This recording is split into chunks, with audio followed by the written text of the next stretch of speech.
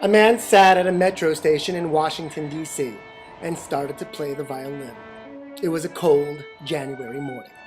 He played 6 Bach pieces for about 45 minutes.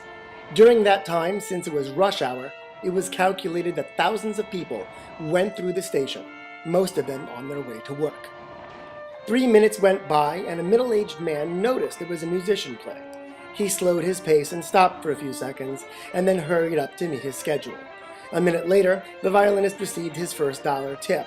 A woman threw the money in the till, and without stopping, continued to walk. A few minutes later, someone leaned against the wall to listen to him, but the man looked at his watch and started to walk again. Clearly, he was late for work. The one who paid the most attention was a 3-year-old boy. His mother pulled him along, but the child stopped to look at the violinist.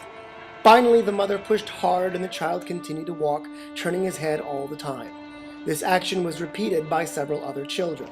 All the parents, without exception, forced them to move on.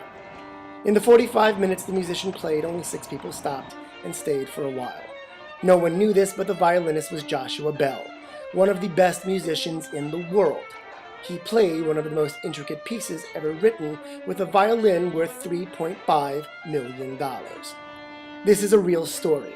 Joshua Bell playing incognito in the metro station was organized by the Washington Post as part of a social experiment about perception, taste, and priorities of people.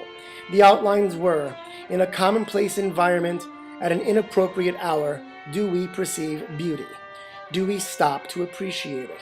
Do we recognize the talent in an unexpected context?